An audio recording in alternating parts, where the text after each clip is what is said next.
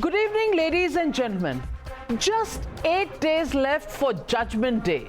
This is what we've all been waiting for throughout this very long election and a very hot summer. The day that Bharat will script its course for 2047. On 4th of June, the 2024 Lok Sabha elections will conclude and the biggest democratic exercise will come to an end. Will it be Tisri Bar for Prime Minister Narendra Modi, or will it be a dark horse that will emerge from the stables of the India bloc? After 6 phases of polling, almost 90% of the elections have come to an end. 28 states and union territories have already scripted their fate, and in 486 seats, the ballot boxes are locked and sealed.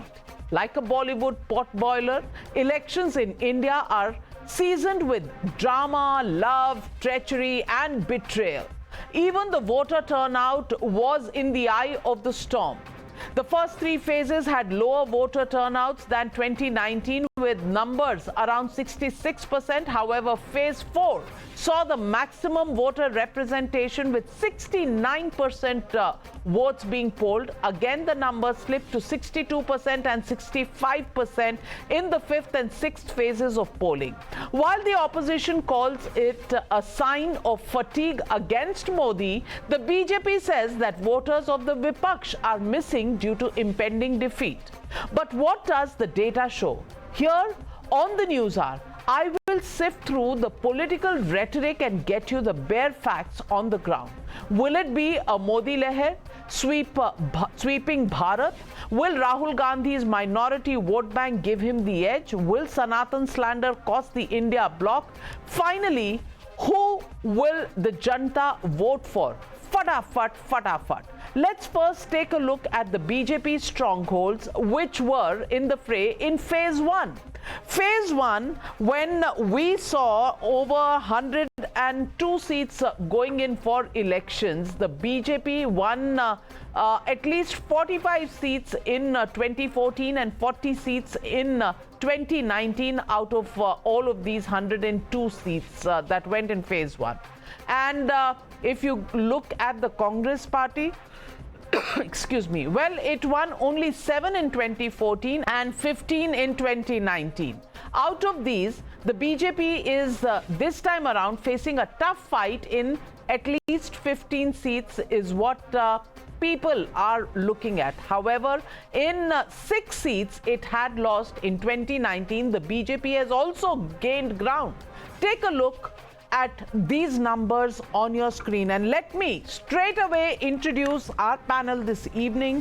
Joining me tonight, Gaurav Bhatia, national spokesperson of the BJP, Dr. Anand Ranganathan, author and scientist, political commentator, Yashwant Deshmukh, founder and chief editor of Sea Voter, Jay Mrug, our resident cephalogist, been with Times now forever and ever, as long as I remember being here, and Sanjay Jha, author, suspended Congress leader, Sabha Naqvi, senior journalist, Rashid Kidwai, senior journalist, Ghanshyam Tiwari, national spokesperson of the Samajwadi Party. Let's take a look at phase 1, ladies and gentlemen. And in phase 1, 102 seats went to polls. 40 went to the BJP in 2014, 45 went in 2019. But this time around, seems a little difficult because it's the third elections. And let me just get first the cephalogists who have the right to speak first. So let me begin with Yashwant Deshmukh. Yashwant Deshmukh, how do you look at phase 1, the seats that went to polls, and who would you give this round to? Well, Navika, the phase 1 was kind of an outlier in a way that in the entire 6 phases so far, it was the only one which had a kind of a distinctively downturn in the turnout in that way. And I guess that phase 1 was responsible for a lot of over-analysis, hyper-analysis, and overreaction of sorts from media and the politicians alike. In fact, it forced us to go back to the drawing board, Navika, because the ghost of 2004 started looming alike, again, because it was in 2004 that the drop of 18% in turnout at the metropolitan India was where the BJP's maximum losses were aimed at. So, of course, we all were taken aback on that, and we had to go back to the drawing board. But it was only after the round two turnout, Navika. I am not answering your question straight because I would like everybody to pitch in. But because this is the theme which would like to go across the 6 phases when you proceed in the show. That's why I am saying all these things.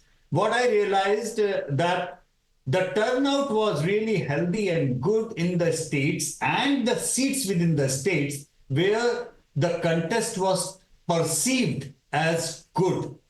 Head-and-head, knock-on contest in all our trackers and the people's surveys as well. But the turnout dropped in the states and the seats where the contest was perceived as lopsided or one-sided in a way. And that explained the marginal drop in the turnout in the initial phases, that majority of the states which went to the poll were perceived as lopsided. So those who were winning, couple of their points, they did not go out saying, no point, we are winning in any case. Those who were losing, they did not go out. What's the point of voting? And this was across urban, rural, north, south, BJP, non-BJP, all kind of states and everywhere. So this is the thing, what happened. I think the phase one is gonna be a bit trickier for statistical means to say which side it went, simply because of the drop of the turnout was maximum in the phase one. But now looking retrospectively in that context, we are also realizing that phase one probably had majority of the seats in a way which started with a lot of lopsided contest, be it for the BJP or be it against the BJP. All right, so that's why the voter turnout was low, you think, and that's why probably people didn't see, especially some of the states where there was only one party that was the dominant party. So you're saying that could be the reason.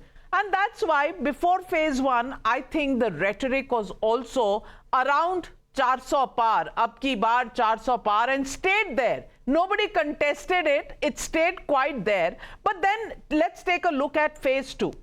Out of the 88 seats that went to polls in phase two, the BJP had won 44 in 2014 and 53 in 2019. Congress had won 19 seats in 2014 and 18 seats in 2019.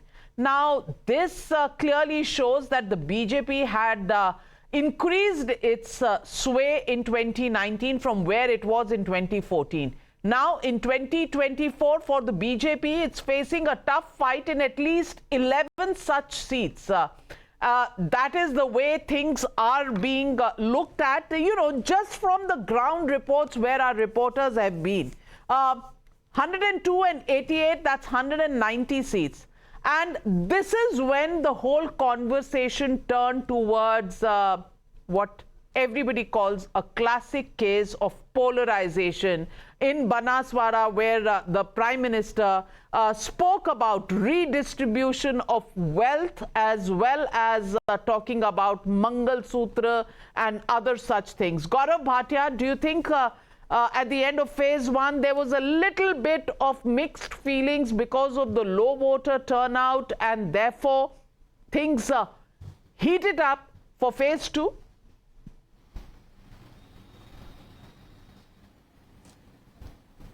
Navika, with utmost respect to you, and the statement that you made that in the first phase there was rhetoric of 400 plus.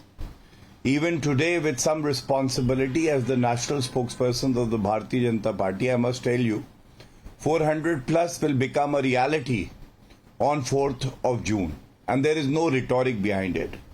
One thing is clear, that Narendra Modi ji will be taking oath as the Prime Minister of our country after the 4th of June. What is it that the BJP offered to the people of the country? Why they believe in the leadership or the trio of Shri Narendra Modi ji, the National President JP Nadda ji and Amit Shah ji? I think it is a clear-cut strategy, a lot of clarity in engaging with the voters, placing the report card of the last 10 years, and yes, when the need be, attack also. Attack why? Because when you say that there has been a lot of polarization in the subsequent phases, let's not forget, a Jinnah manifesto was released by the Congress party where the Bharatiya Janata Party raised objections, and rightly so, because it was against the constitution of our country. Like saying that reservation on the basis of religion can't be permitted under the constitution. Narendra Modi ji, as a person having faith in the constitution, exposed the Congress, and they were on the back foot after that. Let us also not forget, where we have a clear-cut leader available in the NDA, the Ghamandia could not even come up with a leader's name. They have no common minimum program. They were always on the defensive because they had nothing to talk about. They had no achievements to share with the people. And that is why the difference is very visible. And I must say that two things that have really stood out. I think when it comes to Narendra Modi ji, he has made very relevant remarks on each issue which concerns the common citizenry, and it has resonated with the common man. On the other side, what have we seen? Examine that. Rahul Gandhi, he said, UP ke ladke nashedi hote hain. Sam Pitroda comparing an Indian with a Chinese, saying the Northeast Indians are like Chinese. Sam Pitroda saying inheritance tax is good, and they're later being sacked by the Congress party. And other senior leaders like Akhilesh Yadav endorsing vote jihad. So the point is, on one side is clarity, on the other side is confusion. And today when you talk about khatakat, which I heard from Priyanka Vadra Gandhi also, let us remember the Indian politics has become very simple. It is not the politics of Rahul's dimple or somebody else's pimple. It is very clear that you have to talk about issues, and these slogans like khatakat fail. I must end by saying, in 2017 UP elections, Rahul Gandhi said, 27 saal UP Bihar took a U-turn. He failed. 2019, what was Ab Hoga Nyay? The UPA failed again. Then 2022, Ladki Hu Lad Sakti Hu. We all know what happened to Radhika Khera and others. And Priyanka Vadra was quiet. So these slogans don't work unless you can support them with some solid work that you have done on ground, and you can inspire confidence. Well, let me get in Sanjay Jha. Sanjay Jha, you know, leaders of the Congress party and the I.N.D.I.A Alliance, like Chief Minister of Karnataka, Siddaramaiah, said that BJP will cross 200, but won't form government in phase 2. In phase 1, by phase 2, they kept saying it will be less than 200, and that's when Sam Pitroda came in and really lit it up for the BJP. And while Rahul Gandhi was doing his X-rays, Sam Pitroda was talking about inheritance tax. You know, it really opened up this election. So Sanjay Jha, do you think between phase 1 and phase 2, something really happened on the ground and in the war rooms of political parties on both sides, given the manner in which this election was being fought? Navika, I think that's a very valid question. I mean, we all know it. I think everybody on the panel is a veteran in their own domain. Elections is a very dynamic process, right? And I think especially in India, when it's played out over such a long period of time, there is going to be a very changing narrative by one party or one alliance, and the other party then, you know, kind of poses a counter, shall we say, option for the voters. So there is only a few takeaways. I think we have discussed it till the cows come home. So let me just focus on one or two points that I think are relevant. Number one is that I don't think in this election, contrary to BJP's expectations, the Ram Mandir, a very emotive issue, undoubtedly, did not become a factor they were banking on. I would like you to go back to when Narendra Modi and the BJP were talking about 370, 400. It was always more gaslighting than confidence. And I think they were hoping that the issue of the Ram Mandir temple will become their big USP in this election. I think minus when they realize that that's not playing out, I think they got into this polarization game following the first phase, but there was an element of panic because if the voting is low, then it becomes easier for an opposing party to defeat a popular party because the gap that you need to cover arithmetically is much lower. The second point is this election has become one on issues of the common man. When it becomes issues away from a personality centric character or from an emotive issue, then it is a very neutral fight. Then it's a question of whether the people see the BJP having delivered or have they failed. And if they have failed, can they continue to believe and have faith in Mr. Modi? One of the points that some people have been making is, yes, there are problems of unemployment and inflation and corruption and poor governance, but will they still believe that Mr. Modi is the solution? And I don't think that's right, because Mr. Modi and his party is the cause of the problem.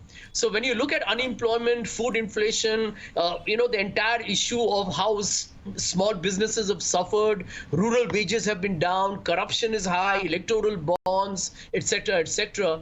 I don't think people who see these problems as affecting them will trust in going back to Mr. Modi's government, because over 10 years they are the cause of the problem. So I see a definite pro-India alliance, I would say, voting.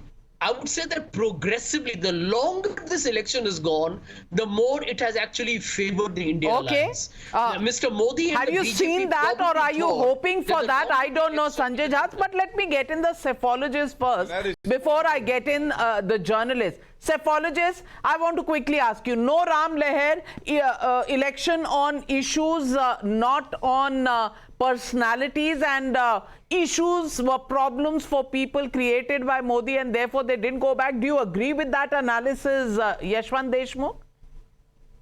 Well, when I said after the phase one and like that it's a zero wave election, it was misquoted to a large extent, when I said zero wave, I was coming from the idea of Jwar and Bhata kind of thing, tide comes and tide goes back, and it's in that way. So it's like 14, there was a tsunami, then there was a further wave in the 19, and now we are not looking at a further wave, But has the water gone back? That's the big question. Now, the question is, for a reverse tidal wave, reverse tsunami, or whatever, whichever way you want to say that, okay, this is now reverting the other side in a really huge way. I have maintained only on one empirical set of data. That is, in the last 20 years or so, the gap between the Congress and the BJP, between the baseline of 1999 and 2019, it is from the +4 for the Congress to -18 for the Congress between the two parties. So the gap has widened to 22% votes in that way. Now, if you want to turn around that gap of 22%, you need a tidal wave or you need a tsunami in favor of the Congress going the other way around. And when you have that kind of a massive tsunami, you can see the signs very much on the ground, on the streets. I know many a times my friends tell me that there is an undercurrent or wave which is not seen, and you will be surprised like 2004. I'm sorry, because as a journalist, apart from being a pollster, I also happen to be a journalist. And whenever I talk to all the reporter friends, all the friends who are on the ground, that we have been reporting big deal of anxiety, big deal of, economic distress for more than 2 years now. Almost 70% of people saying that running household has become difficult. All those things sea water trackers have been reporting. So don't tell me that we have not been reporting. But the thing is, after that, we also ask the question, all these problems, all these situations, which party or leader you feel is likely to give a solution to this? And that is where always in the last so many years, non-stop, Mr. Modi has been scoring 2:1 over Mr. Rahul Gandhi. BJP has been scoring 2:1 over Congress. So that is where I'm asking, do you sense that kind of reverse tsunami If it Okay, is so happening, you are then saying it a should be swing visible. factor greater than 22% is what the Congress would probably need if it wants, to push back the BJP. तो फिर आनंद रंगनाथन, वो जो आजकल एक मुहावरा बन गया है, आएगा तो मोदी ही, जिससे पूछो वो कहता है, या तो कहता है अब की बार 400 पार नहीं कहता, तो कहता है नंबर छोड़ो यार, आएगा तो मोदी ही. Do you believe then the corollary or the conclusion from what Yashwant Deshmukh has said is आएगा तो Modi?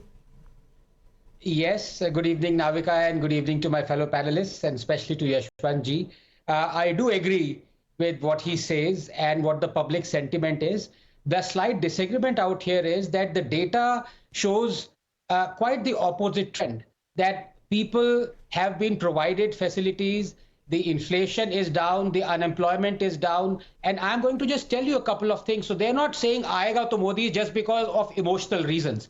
That is the difference that I have with what Yashwant ji has said. I want to make two brief points. Navika, you know very well there is a urban Naxal propaganda left-wing website that hates you, that called your studio as toxic studio, that calls you Godi media, that says you are this, you are that. All what you've talked about is facts about the phase 1 and to phase 5 and phase 6 numbers. This is a tweet by one of those people who loves that propaganda website. And since yesterday, that propaganda website has been saying that in this election, there are 20 crore less voters than they were in 2019, which is a blatant lie. This lie has been propagated. I want to ask through Gaurav ji, they have a PI, government has a fact check concern. What is it doing when it is misinforming Indian voters that for the last 48 hours the misinformation is being spread that 20 crore less voters have voted in this election than 2019? So these things carry on. There is nobody to check this fake news. No, I think the Election Commission has checked and it's put out the absolute numbers. That was becoming such a big secret operation. But Gaurav Bhatia, 20 crore people less. I think that controversy has been put to rest, Anand Ranganathan, after the absolute numbers have been put out. No, it hasn't been, because the site still has that propaganda thing, and it is saying that the people who voted now 11 crore in phase 1 is less than 9 crore in phase 1 in 2019. Gaurav Bhatia, please respond. Navika, I didn't get 30 seconds. I wanted to make an important point. Okay, make your point and then I'll get in. Thank you. Thank you. The second important point was that, Navika, you have about 8 panelists. Please have one more panelist who will be live fact-checking the people that some of the panelists out here are saying. Inflation is up, unemployment is up. Bhai, numbers are exactly the opposite. The inflation in 2013 was 11-12%. Now it is 4.85%. Unemployment has been lowest 3.1% whole of last year.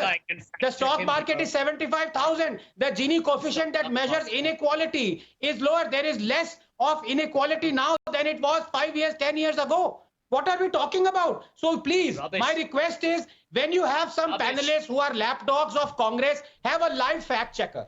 Well, live fact checker, they'll be shot, just like we are called toxic and we are called Godi media, and all of these sites, of course, use our thumbnails, our pictures, because that's all they need to get some hits on their site. So while they abuse us, they use us week after week, dispatch after dispatch. But who cares? Good luck, business for everybody. But Gaurav Bhatia, there's a specific question asked by Anand Ranganathan to you. Would you want to respond to that? I would like to thank Dr. Yes, absolutely. First of all, I would like to thank Anand ji for pinpointing that certain forces in the country who blame the EVM, who do not have faith in the constitutional bodies of our country, are also trying to run a propaganda machinery. Anand bhai, the Election Commission of India has been busting these propaganda. And I must also tell you that yes, there is a fact check team that was deployed by the ministry, but best to my understanding, this team during the elections has been asked not to be, issuing any statements because it would affect the elections. You can understand it comes under the Election Commission of India. That is my understanding and knowledge. But I would still say that such facts be busted so that these people don't get any room to spread propaganda. But Navika, I must also point out one very important fact. Didn't mean to the interrupt you, sincerity Gaurav, of Narendra Modi ji is matchless. I would like to thank And why do I say that? I would like to thank Anand bhai, I will give you your time. Let me just Anand, just a minute. Let's not speak over each other.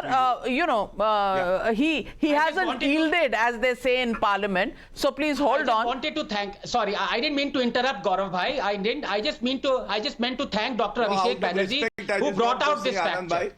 Well, if you thank Gaurav Bhatia tonight on my show, then this will be once again called a Godi show, and I wouldn't want you also to be at the receiving end of the adjectives. But let me, when we are talking about numbers, Gaurav, I will come back to you. But in phase 3, let's look at phase 3 and 4 and what changed then. There were 93 seats. Allow me to complete my point. I think it is a very important point to be made. Gaurav Bhatia. Please. Okay. If you don't mind, if you do, then you can move on. I am okay with it. Well, I do mind because the clock is ticking. Quick point. And I have 4 more phases to go through. I have 4 more phases, so I will come back to you after phase 3 and 4. You may exercise your discretion, Navika. Yes, after phase 3 and 4, I'll come back to you. There were 93 seats which went to polls in phase 3. Of these, BJP had won 64 in 2014 and 72 in 2019. The Congress won 10 in 2014 and only 3 in 2019. And out of the 72 strongholds of the BJP, that was the count in 2019. BJP, from ground reports, is seeing a tough fight in 15 seats. However, it's improving its performance in 3 seats that it lost in 2019. And that's where it might offset a bit. So even in phase 3, it seems to be that the BJP probably, even if it loses sheen a little bit, clearly making up in some that it had lost in 2019. And phase 4, where the BJP hopes to make big gains, here 96 seats went to polls. Of these, BJP won 38 in 2014 and 42 in 2019, and the Congress had won only 3 seats in 2014 and 6 in 2019. The BJP in this particular phase, the phase 4, is going strong according to ground reports, and 11 of these seats that it had lost in 2019 might just work for it in 2024. So before I get in Sabha Naqvi, Gaurav Bhatia, phase 3 and 4 is where the BJP strongholds were, and do you think this is going to do well in terms of the holding operations? But yet the number of head-to-head fights, does that make you nervous, considering this is the 3rd time your party is seeking a majority?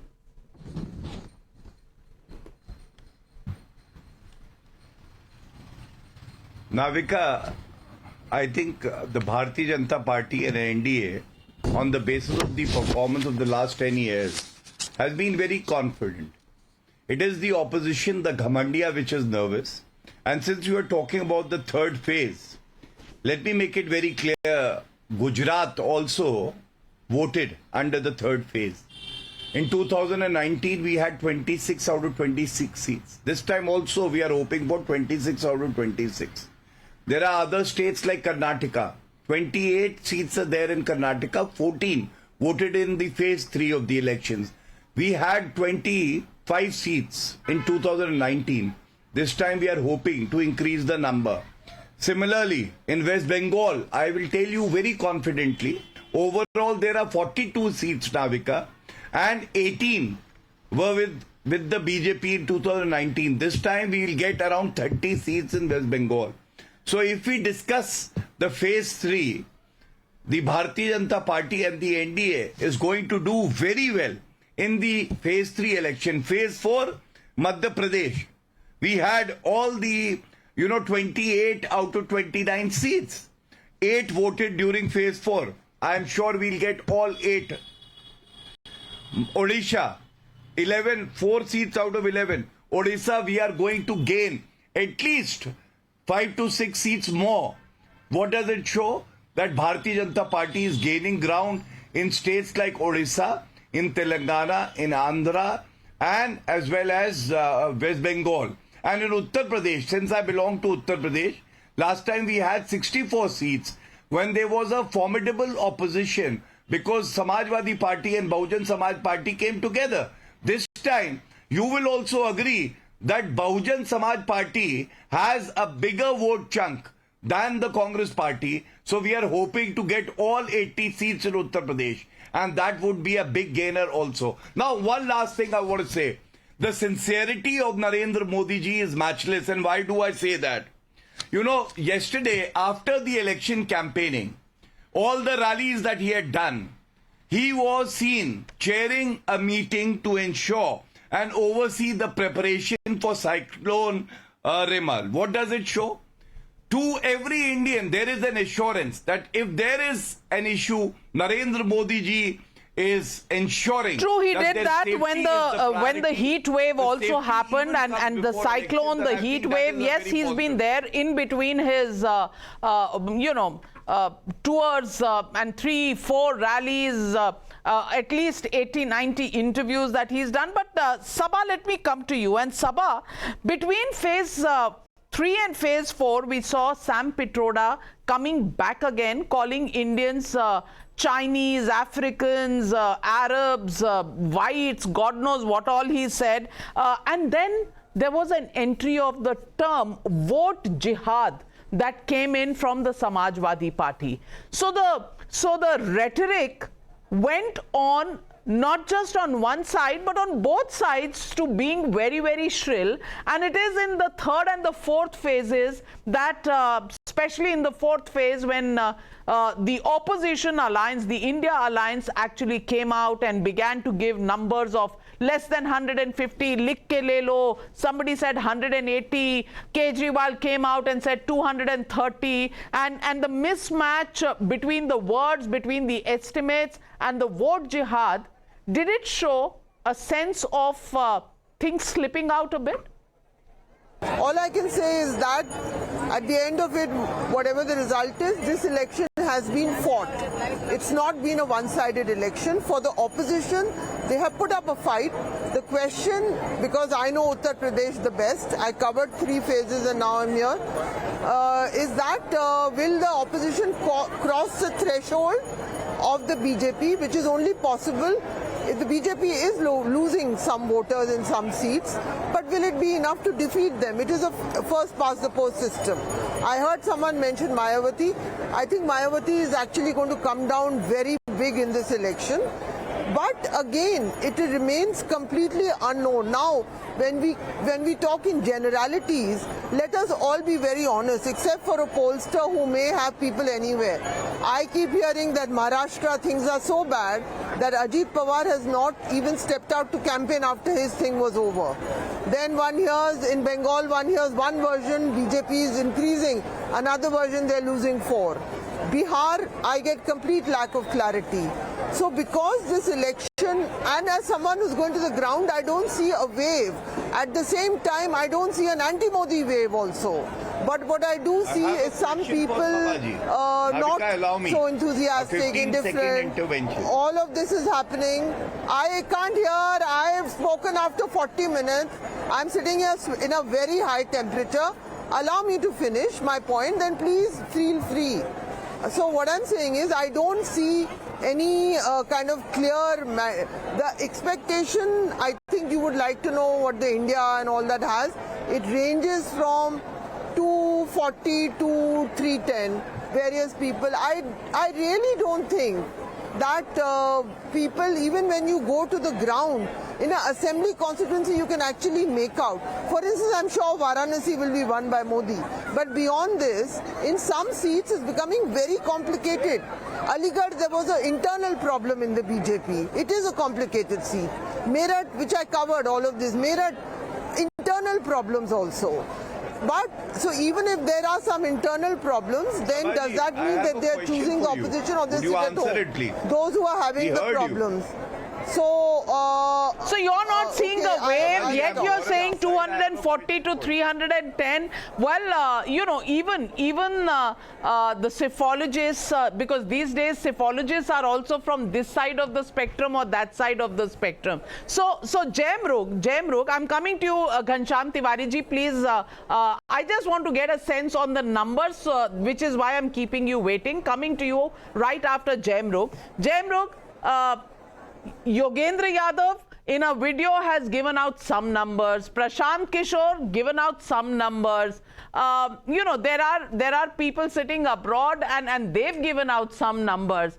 Is there any sense that you're getting that anybody is seeing an anti-Modi wave or a pro-India alliance wave which is going to throw the NDA or the BJP out to a position that it cannot form government, number one? And number two, will the BJP be below the halfway mark, which is the 272, even if you take a look at the worst case scenario?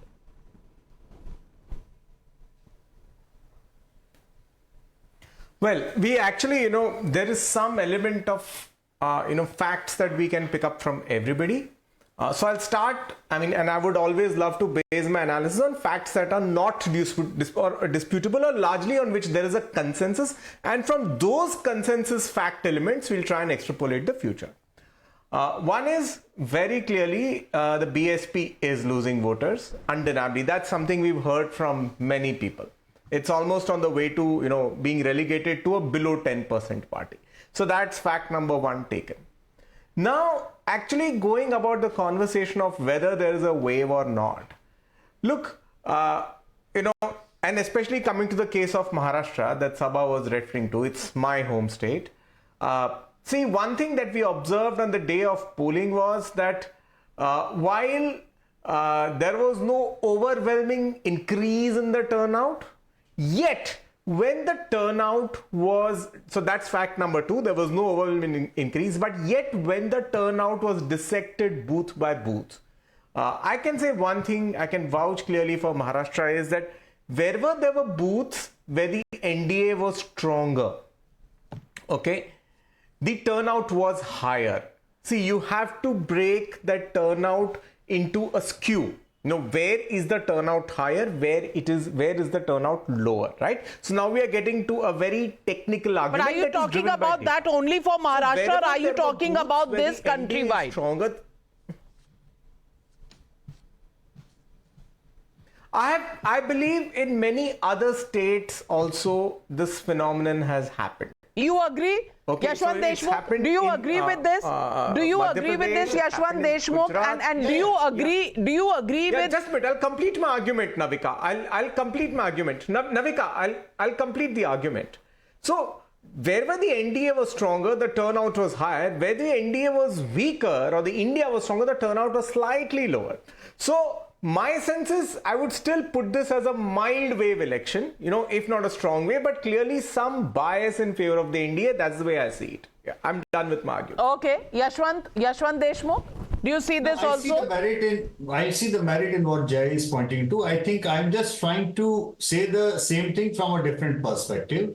For example, when before the election, our trackers have stated that there are 4 battleground states. That is Bengal, Bihar, Maharashtra and Karnataka. And beyond that, more or less the states have been either this way or that way. And when you look into the phase one, you realize phase one included Tamil Nadu and Puducherry, 40 out of that, 87 in the phase one. Then it had, states like half a state like Rajasthan. The second round had Kerala in it, and the second round had other states. So in the initial phases, when the turnout dropped, it actually dropped in the states where the intent or the perception was very clear that DMK is sweeping Tamil Nadu, or Congress and Alliance sweeping in Kerala, or BJP is sweeping in Gujarat, or BJP is sweeping in Hindi heartland and some other. So the turnout in those states dropped. But within the states also, there were seats where the good contest was there. For example, in Rajasthan, the Barmer, there was a good seat, good contest. The turnout went up, So in good seats, the turnout went up. However,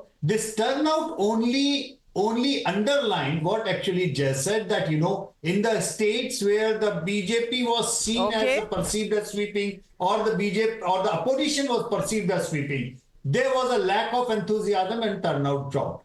And coming on to Maharashtra, I did a lot of, earlier I was looking at Maharashtra as a basket case, Navika, that, somehow the contest is very, very good, but the turnout is dropping. But now that all the turnout, all the phases of Maharashtra are out, we are realizing there is no such drop in turnout. In fact, I divided Maharashtra into various blocks and zones, to analyze. And I realized that there were two distinct blocks where the turnout actually was very healthy. One zone was Congress versus the BJP, direct head-on contest. The turnout went up. Then the one was of the real Sena versus real Sena, nakli Sena ki jo ladai thi, Shinde versus Uddhav Thackeray. Both the factions tried really hard. The turnout actually was very healthy. You know where the turnout dropped? Turnout dropped where it was a main stream national party versus the regional party. And the worst turnout was in the Chacha Bhatije ki ladai, because nobody was interested in that. So the maximum drop in turnout in Maharashtra was where NCP versus NCP, real and the fake, whichever way you look into it. So people's contest was there. If there were interesting contest, they came out and voted. If they saw it as a lopsided contest, many big number of them decided to stay at home.